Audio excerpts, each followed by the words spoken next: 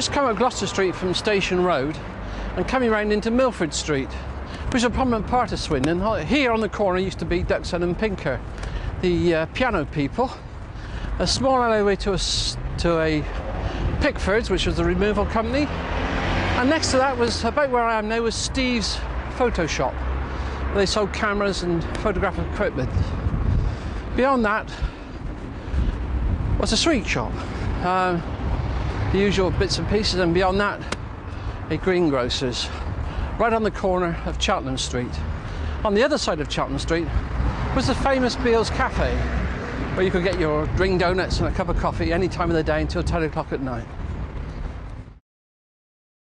I am now walking up Commercial Road in Swindon. This is a two-way street with buses and cars running in both directions. Lots of small shops and a few offices, and quite a lot of people still lived on this road at the time of the 1950s, 1960s. I'm approaching the corner now where Hinder's birdseed shop was, and Temple Street, which runs round to the town hall.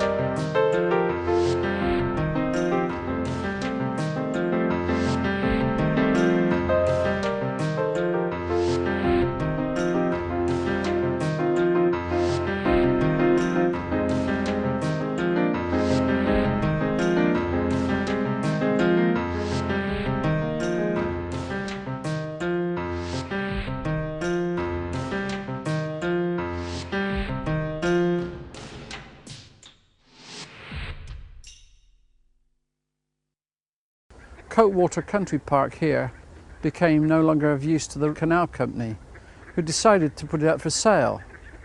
Swindon Corporation purchased it plus the adjoining land, and the development of this became an ideal spot for many of the railway workers to retire and spend their evenings and spare time at. It was quite a recluse. In 1921, Coatwater Country Park had a wooden diving board built for the use and leisure of the local people.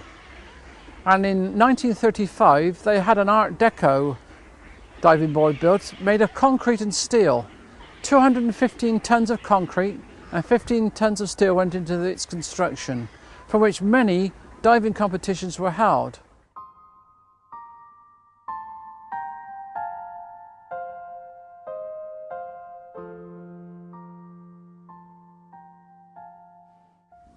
Behind me was the area used as a swimming pool, which had wooden bollards all the way around the outside of the area, turning it into a swimming pool.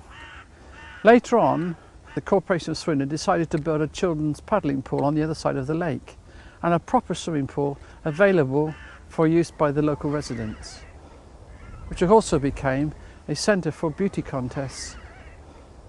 This pool included a fountain and a proper controlled pool with changing rooms and buildings all around the outside. A little bit farther along were the steps down to a long wooden pontoon, of which there were many boats moored. And of course the lake was used for both sailing ships and rowing boats. And many regattas were held here in the lake all through the summer.